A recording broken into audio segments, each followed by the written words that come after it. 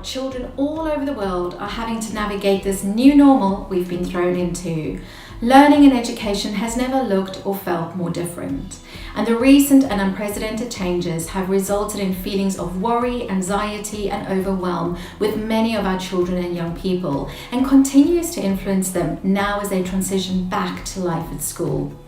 My name is Natalie Costa. I'm an award-winning coach, author, and the founder of Power Thoughts, which is a coaching service I designed to help children tap into the power of their own thoughts, to help them recognize that they don't have to believe every thought they think or respond to everything they feel, and ultimately giving them the tools to help them manage their mindset so that they feel calmer, happier, and more confident within themselves. Now, today I'm really excited to be sharing some strategies with schools that teachers and staff can use and implement to support the well-being of children as they transition back to life at school, specifically looking at what we can do to ensure that children feel safe, connected, supported, and emotionally ready to learn. Now, one of the first things that I always encourage teachers, parents, and clients to use is to allow the space for children to explore and talk about their feelings. Coming back to school will be a different experience for all children because they've all had different experiences over the last few months. Some children might easily be able to talk about their feelings, so allowing the space for them to explore and perhaps also talk about some of those more uncomfortable feelings that arise, knowing that it's okay to experience the feelings that they feel. For other children, however, they might have more of a tricky time when it comes to opening up. So stories, role play, games are all really useful strategies to help children begin to open up and explore some of the feelings that they feel. Now, I often encourage clients to create feeling characters and to begin to almost go on a scavenger hunt where they recognize and begin to take note of some of the feelings that they feel, giving it a name, a color, a shape, and perhaps even get really creative with this and get children to create their own pizza character feelings, each one depicting a different feeling. What this helps do is, first of all, it helps children to widen their understanding of the different emotions that we have, but it also allows them to personify their feelings so that they recognize that they are not their feelings. They feel their feelings, but they are not their feelings. Something else that's also really helpful is helping children to understand that our feelings come and our feelings go. So often, particularly when we might feel more of those bigger or uncomfortable feelings, in that moment, we can almost feel as if we're stuck with that feeling. But helping children to identify and to recognize that their feelings are almost like the weather, creating almost like, I'd say, an internal weather report to recognize what are some of the feelings that I feel throughout the day, and then drawing pictures of that or writing it down. And at the end of the day, reflecting all the different types of feelings that I felt is a really great strategy to help them again recognize that they are not their feelings, and also that their feelings come and their feelings go. Something else that's also really helpful is helping children to identify where do they feel the feelings within their body, particularly when it comes again to those uncomfortable feelings, because our body is always giving us clues and signs to tell us how we feel. So maybe it is that some feelings might feel a little bit heavier within my body. Maybe it's a fizzy feeling. Maybe my muscles get really tight when I get angry, or perhaps my heart beats really fast because I feel scared or I feel nervous. But again, helping children to explore where they feel their feelings in their body is another way to help build their emotional awareness. And also looking at the words to describe the different feelings goes a very far way. So those are a couple of strategies that we can use to help children, particularly when it comes to some of those more trickier or uncomfortable feelings that are bound to arise during the school day.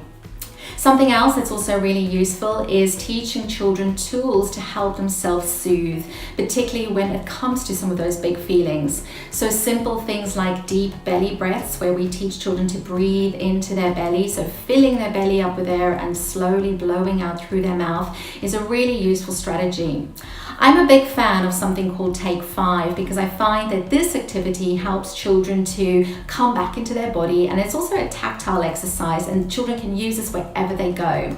So Take 5 is where I get children to put up one palm of their hand, and with the other finger they simply trace, and as they trace up they breathe in and they breathe out, and they breathe in and they breathe out.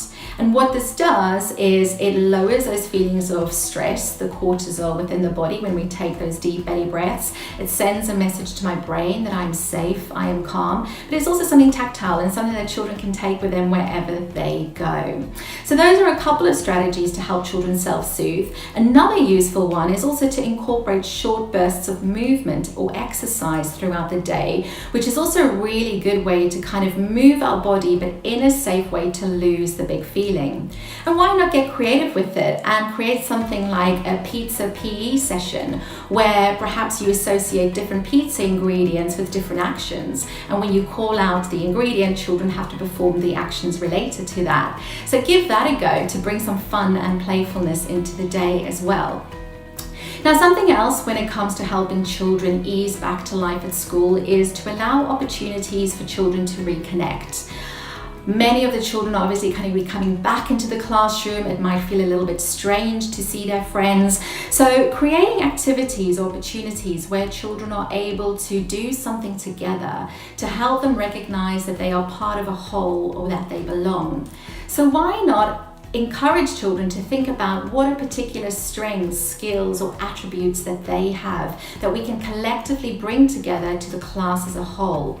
So creating almost like a power pizza display, and each ingredient represents a skill, a trait, or a characteristic from every child that together collectively makes this yummy, delicious pizza. And children can even carry on further with that and create their own pizza emblem for their class, so that every class in the school has their own specific type of pizza representing the different skills and characteristics of the pupils within that class. Fun, laughter, and play is also really important to reconsider, especially helping children to reconnect and re-establish those relationships with each other. Now, this can be done in a variety of ways, through games, through role play, but something that's really exciting to try out as well is singing and songs. And whilst we're on the pizza theme, why not get children to create their own song when it comes to pizza? Perhaps as a class creating a pizza, a rap, or some lyrics that they can use to chant and to sing along. Meal times are also an obvious, and many children I work with absolutely love school dinner times, and obviously pizza being one of the favorites of their menu choices.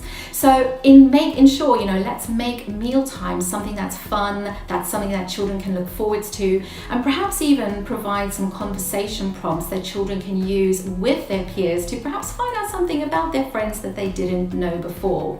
So some suggestions might be, what are you grateful for today? What made you laugh today? Or what made you smile today? Or what do you know now that you perhaps didn't know yesterday? Or what's your favorite pizza topping? If you could come up with your own pizza design or pizza creation, what would that be? And this is just another way to help children to reconnect and to re-establish those relationships with others. And finally, also bearing in mind that we need to ease into this transition. Yes, structure and routines are all very, very important, but some children are going to be able to adopt to this really quickly, whereas others might need a little bit more time and patience. So also recognizing ourselves as educators and as teachers that perhaps we need to also remember to be gentle with ourselves as well, because we've gone through a lot of change in a short space of time.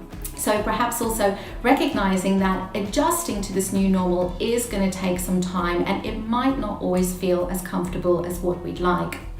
So I hope that these tips and strategies are helpful.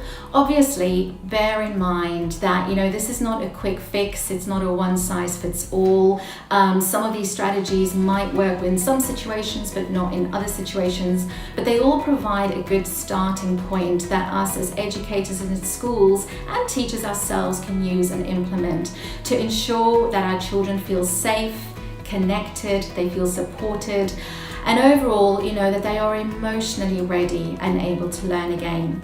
So thank you so much for your time, and enjoy using these strategies. Thank you.